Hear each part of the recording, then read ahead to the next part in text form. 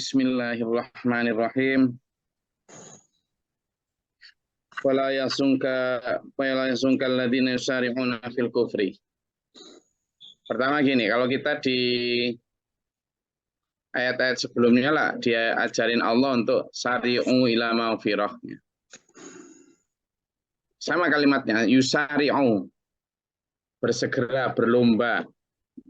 Kalau yang benar itulah berlomba menuju ampunan, berlomba menuju keimanan, berlomba menuju surga. Tapi ternyata di sisi lain ada yang berlomba menuju kekafiran. Nah, ini yang kita perlu bahas dulu. Kok ngantuk gini ya? Ngantuk ini gimana nih? Lanjut apa enggak ini? Lanjut Gus, lanjut Gus. Iya, tapi saya ngantuk. Hah? Lanjut Gus. Ya, saya ngantuk, saya ini loh ngantuk. Gimana coba? Kalau saya ngantuk sih terus gimana? Coba gantian sama yang terangkan saya gini caranya saya tak off kamera. Nah, kan nggak tahu zaman kalau saya ngantuk. Nah, sekarang gantian sama yang terangkan. Nah, ngantuk Sambil ini. ngopi Gus. Sambil ngopi. Oh iya, sambil ngopi ya. Coba Mbak Sarah, mana kopinya dulu Mbak Sarah? Kata Bu Tanti saya harus sambil ngopi ini. Oke. Jadi yang pertama adalah ternyata di samping orang beriman yang yusari'una ila maghfirah, sari'u ila maghfirah, ternyata orang-orang kafir itu yang tidak beriman itu sari'u ilal kufr, fil kufri. Berlomba kepada kekafiran. Sekarang gini. Jangankan kita ya, sekarang yang jelas-jelas Islam, jelas-jelas sholat itu. Kira-kira orang-orang yang disebut di dalam Al-Quran ini, yang yusari'una fil kufri, itu mereka merasa nggak kalau mereka itu sedang berlomba dalam kekafiran? Enggak. Mau nggak dibilang berlomba dalam kekafiran mereka itu? Tidak mau. Mereka pertama ini gini, mereka merasa nggak kalau mereka itu kafir? Dan Boten. mereka itu merasa nggak bahwa mereka itu pada dasarnya hidupnya sedang berlomba bersegera menuju kekafiran. Artinya kan bersegera menuju neraka tuh. Tidak merasa. Kata orangnya, pengen mulo, wong keliru gak kroso. Makanya di ayat 13, 14, 15 surat Al-Baqarah itu kan jelas itu. La tufsidu fil ard. Wahai manusia, wahai orang-orang kafir, jangan membuat kerusakan di muka bumi. Jawabnya apa? Qalu innama nahnu muslihun. Kami ini orang-orang yang berbuat kebaikan kok. Ya, gitu. Jadi sebelum kita lanjut pada ayat selanjutnya, ketika di sini disampaikan, Muhammad, kamu jangan sedih hatimu terhadap orang-orang yang berlomba dalam kekafiran itu. Kenapa? Ya karena memang mereka itu loh nggak ngerasa kalau mereka itu sedang dalam kekafiran, apalagi kok berlomba menuju kekafiran, tidak ada. Mereka merasa ya baik-baik saja. Bahkan ketika mereka ragu, kemarin di ayat sebelumnya kan ada yartabu. Bahkan ketika mereka ragu, lalu kemudian meragukan, kemudian tidak percaya 100% terhadap ajaran Rasulullah Muhammad SAW, itu tuh mereka juga merasa benar logika yang dipakai dasar untuk tidak percaya atau ragu, itu benar. Ya benar. Ya kemarin seperti waktu saya ajak sampean untuk membayangkan diajak perang berangkat dalam keadaan panas.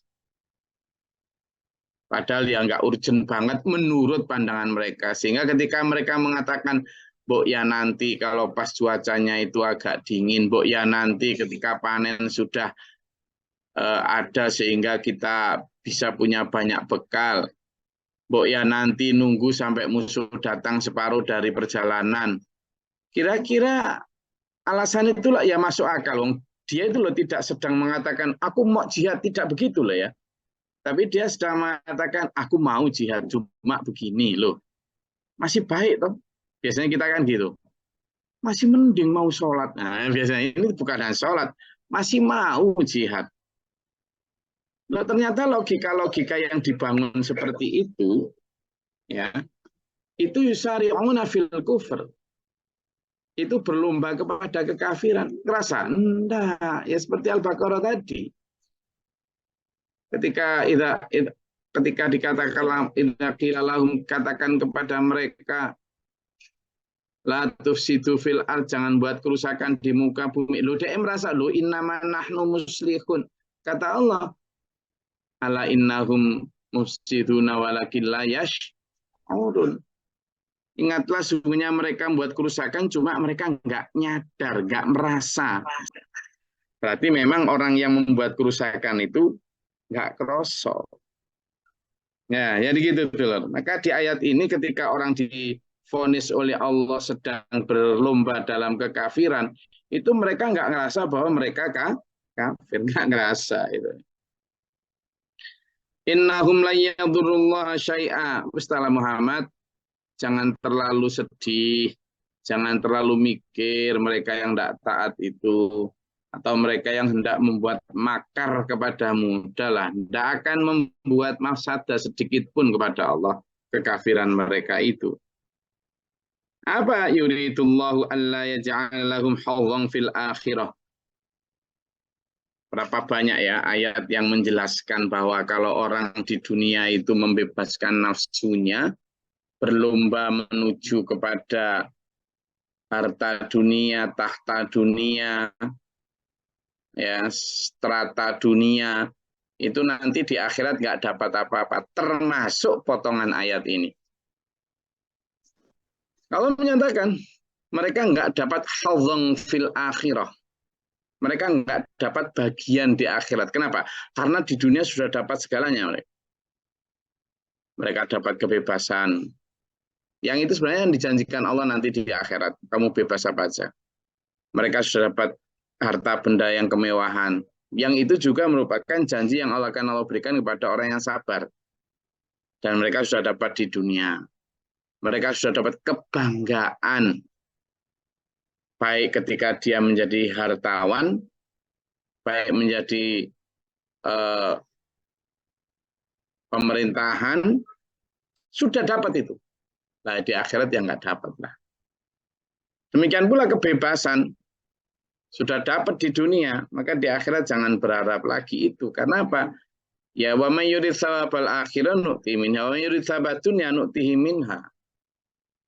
Nah, di situ. Jadi sudahlah, jangan khawatir Muhammad. Bagian mereka memang di dunia, sementara bagian orang-orang beriman nanti di akhirat. Dan ayatnya ada itu bahwa dijadikan indah dunia ini dalam pandangan orang kafir, sehingga orang-orang kafir itu cenderung meremehkan, wayaskharuna, mereka meremehkan orang-orang beriman, gitu ya.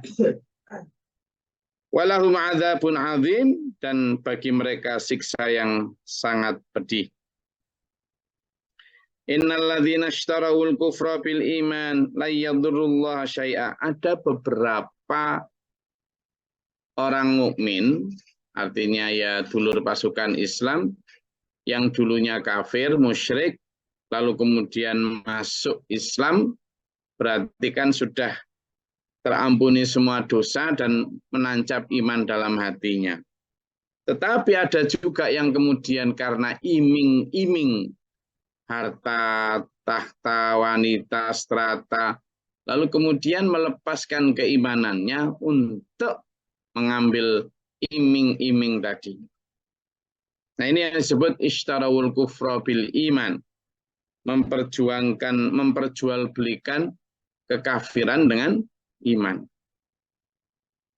Itu pun la yadurrullaha syai'a. Aduh, sekarang apalagi masa-masa baliho gini. Ya kalau yang berantem atau beradu caci maki itu misalnya sesama politisi yang memang rata-rata sudah ya begitulah esok dele lah, sore tempe. Tapi kalau yang berantem kemudian kita yang ngerti agama hanya demi membela si A si B, yang aduh sudahlah. Makanya di sini disebut orang-orang yang itu tidak akan memberi mudarat apapun pada Allah. Karena itu sampai dan saya tajak untuk fokus tadi itu, untuk mencari hadzon fil akhirah.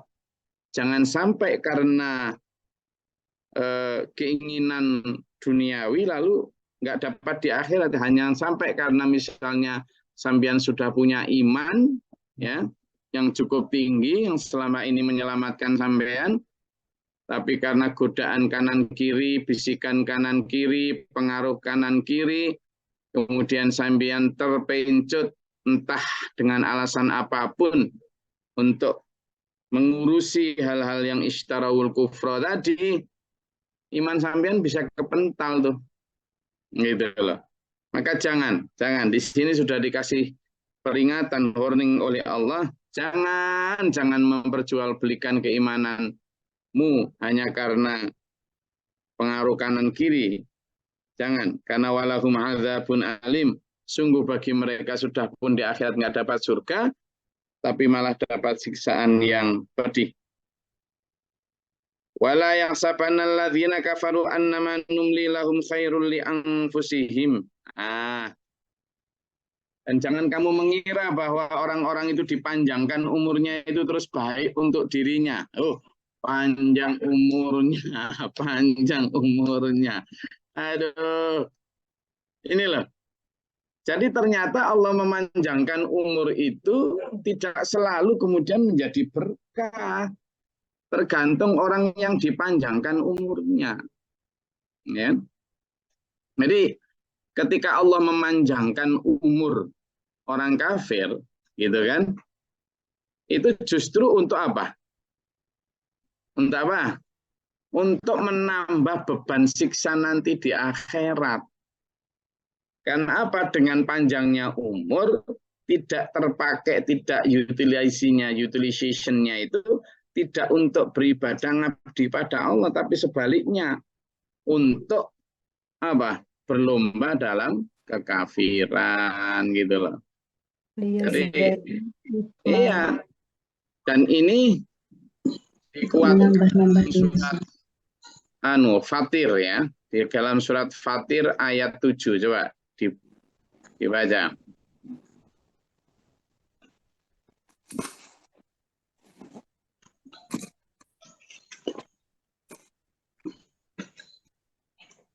Ayat 37, surat Fatir ayat 37.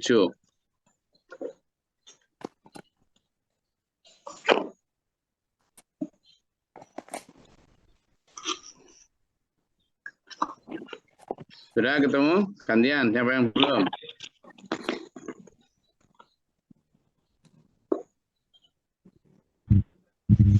Izin Gus. Monggo. Bismillahirrahmanirrahim.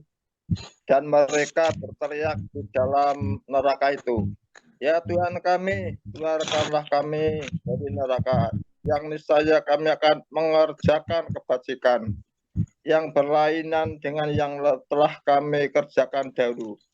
Dikatakan kepada mereka, bukankah kami telah memanjangkan umurmu untuk dapat berpikir bagi orang yang mau berpikir, padahal telah datang padamu seorang pemberi peringatan. Maka rasakanlah azab kami, dan bagi orang-orang zalim tidak ada seorang penolong pun. Sadaqallahul adzim. Terus Gus. Nah, kemudian juga begitu, fungsi dari panjang umur itu apa sebenarnya? Tapi tidak dipakai manusia. Coba dibuka di surat Ar-Rum ayat 56.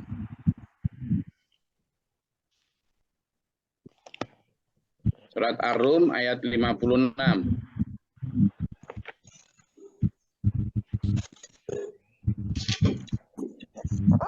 Izin Gus. Monggo.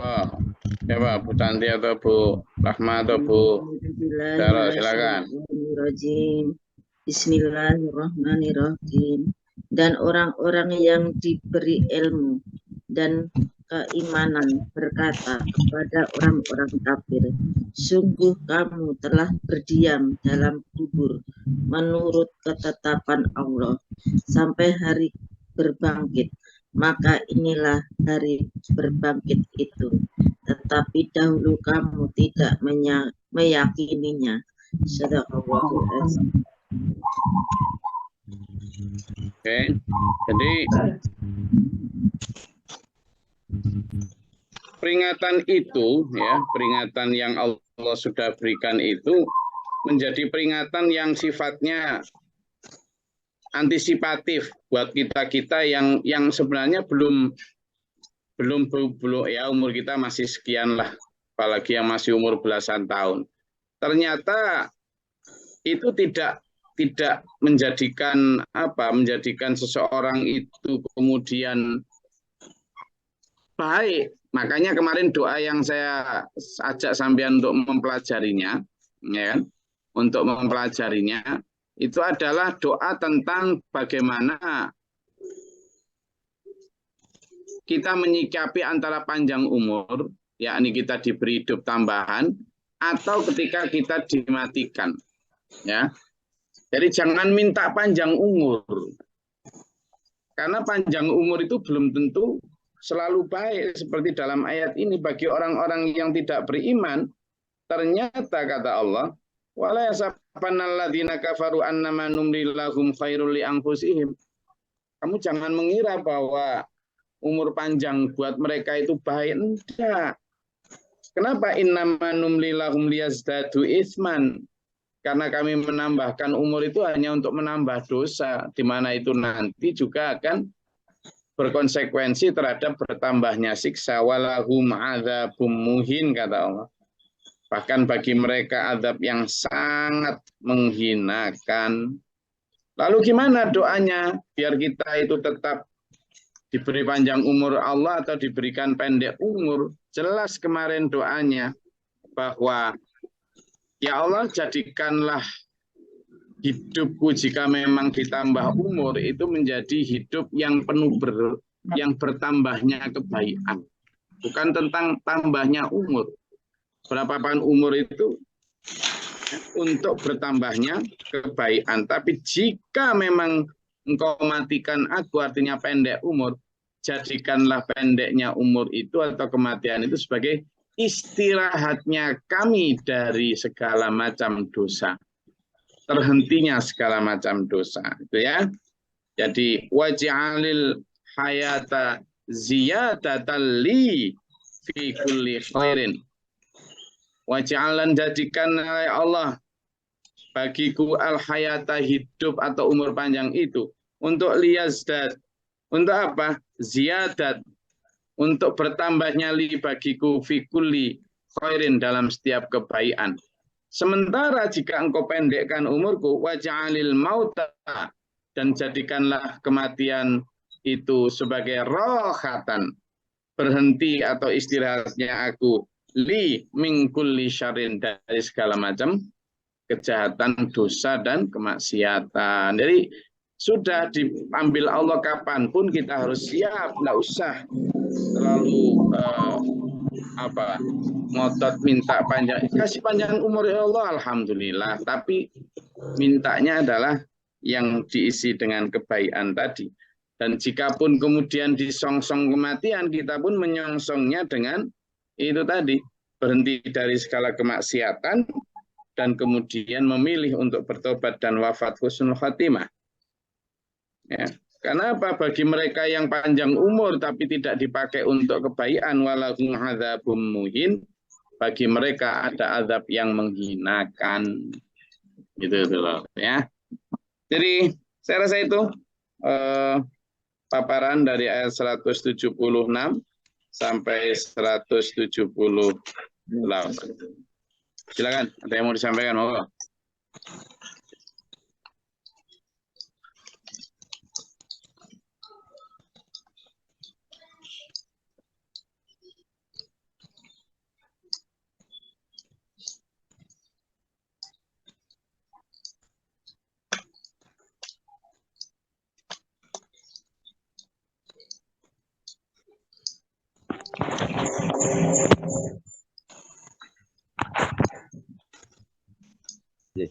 Gimana? Izin, Silakan. izin Gus Dori sama dulur-dulur.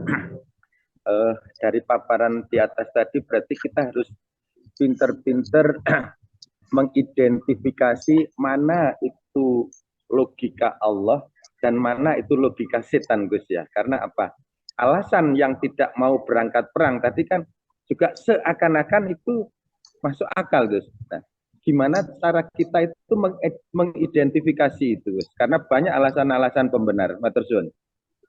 Jadi dalam Al-Imam itu dijelaskan, satu di antara ciri orang bertakwa itu adalah as-shadiqin, al-qanitin, dua itu ya minimal. Ada banyak tapi saya ambil dua itu. As-shadiqin, orang-orang yang benar. Itu mereka orang yang benar, baik benar dalam pikiran, benar dalam ucapan, maupun benar dalam tindakan. Nah, padahal hari ini begitu banyak standar kebenaran. Lalu bagaimana agar standar kebenaran yang di dalam hati kita ini benar? Biar ukuran alasan yang dipakai untuk melakukan atau tidak melakukan sesuatu itu benar. Ya, standar kebenaran kita itu jelas Quran hadis. Standar kebenaran dan diterimanya sebuah alasan untuk iya atau tidak itu adalah standar bagaimana dulu Rasulullah. Sudah. Bahkan kutikan hati, gerakan hati sekalipun itu bisa disorot dengan Quran.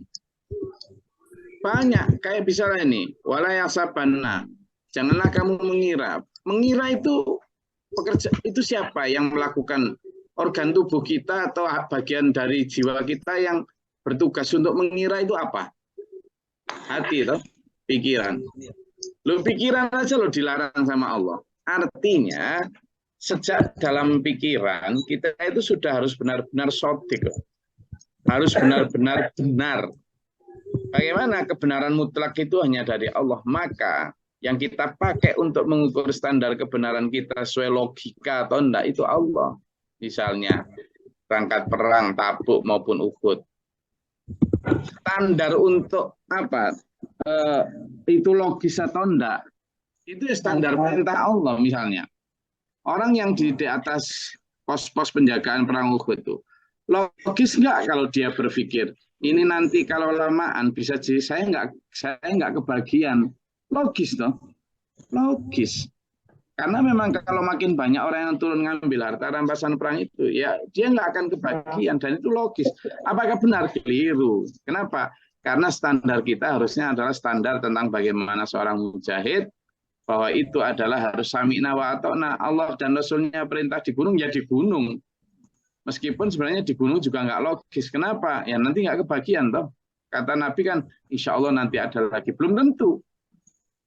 Nah sehingga pertimbangan kita biar tahu itu benar salah, kembalinya kepada bagaimana Allah menerangkan dalam Al-Quran dan maupun hadis itu. Jangan karena manisnya bicara si A si B, apalagi kemudian di masa-masa baliho gini kan banyak yang kemudian ujuk-ujuk pinter agama, ujuk-ujuk seolah-olah logis. Itu.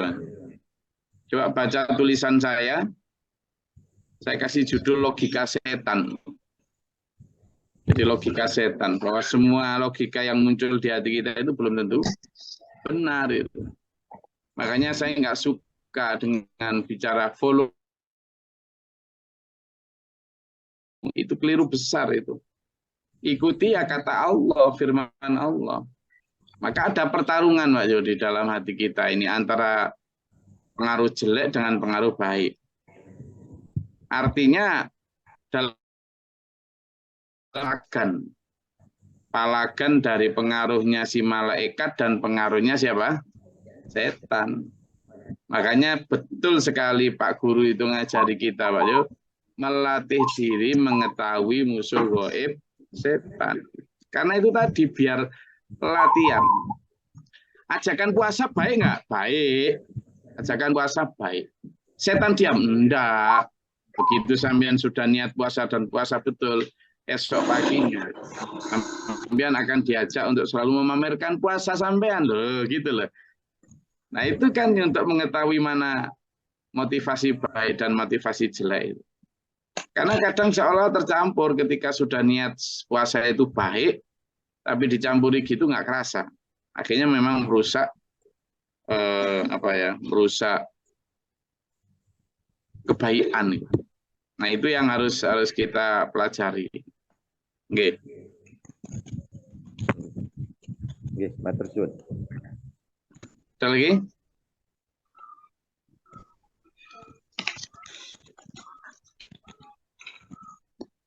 Silakan Mbak Sulam, ada pertanyaan apa? Monggo. Nggih, nyuwun pirsa Gus, niki di luar tema Gus. Niki di wonten ken kula niku memperingati Hari Guru niku kan wonten lomba menghias tumpeng. Nyuwun Terus? pun penjelasan Gus. Saenipun pripun? Karena kula terlibat wonten golongan niku wonten ing GTKI niku wonten lomba menghias tumpeng. Kalau tumpengnya itu sekedar ya hanya untuk sekedar biar lebih cantik penyajian makanannya dan nanti benar-benar dimakan, benar-benar dibagikan baik, tidak apa-apa, hanya sekedar itu. Asalkan tidak ada unsur kemusyrikan pertama. Yang kedua juga tidak ada unsur misalnya hiasan itu dalam bentuk patung atau dalam bentuk gambar yang bernyawa, itu tidak boleh ya toh. Dan asalkan memang tidak kemudian nanti setelah itu dibuang-buang, disaji ke laut dan sebagainya. Kalau hanya sekedar ya dan benar-benar nanti dimakan loh ya, tidak ada banyak hal-hal yang mubadzir, tidak ada masalah. Tidak ada hukum yang melarang itu. Asalkan itu tadi tidak dipakai untuk kemusyrikan, tidak ada simbol-simbol makhluk hidup atau sesuatu yang bernyawa, apakah dibentuk seperti itu, tidak boleh. Islam jelas tidak boleh.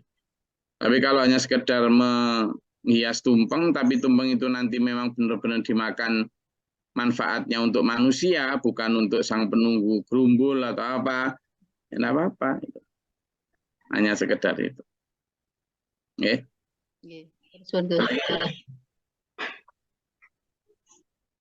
Oke, kalau tidak ada, saya rasa kajian kita pada pagi hari ini cukup. Alhamdulillah, ini ada apa ini? Sabtu ya? Ya, Sabtu ya. Itu seru dan saya mengajak sampean untuk jaga lagi-lagi jaga kesehatan. Perjuangan kita masih panjang, jaga kesehatan, terutama kesehatan hati juga selain kesehatan jasmani. Karena kesehatan hati di bulan-bulan kayak gini itu banyak yang agak kena virus hatinya. Sehingga sampean dan saya hati-hati sekali. Moga Allah melindungi kita dalam koridor kebenaran ila akhirih. Amin. Allahumma sholli sallim barik ala Allahumma sholli Allahumma ihtina fi man hadayta wa afina fi man afayta wa lana fi man tawallayta wa barik lana fi ma atayta. Astaghfiruka wa atubu ilaika wa sallallahu. Allahumma da'fana al-bala wa la ba'd al-hastin min al-jannah. Rabbana wa la taj'alna fil qawmi dhalimin. Allahumma fa'al Allahumma fadiri samawati wal alimil ghaibi wasyahadati. A'udzu billahi min syarril bala wal badar kisyaqa wasil qadash. Allah rabbana amanna faktubna ma syahidin rabbana la tuzigh qulubana ba'da idh. Allahumma nas'aluka al-huda wa at-taqwa wa fa'al ghina husnul khuluq. Wa billahi laki wa la zati wa la diratina wa la ashabina. Subhanallah bil izzati wa salamun Alhamdulillahirabbil alamin. Assalamualaikum warahmatullahi wabarakatuh. Waalaikumsalam warahmatullahi wabarakatuh. Allahumma arhamna bil Qur'an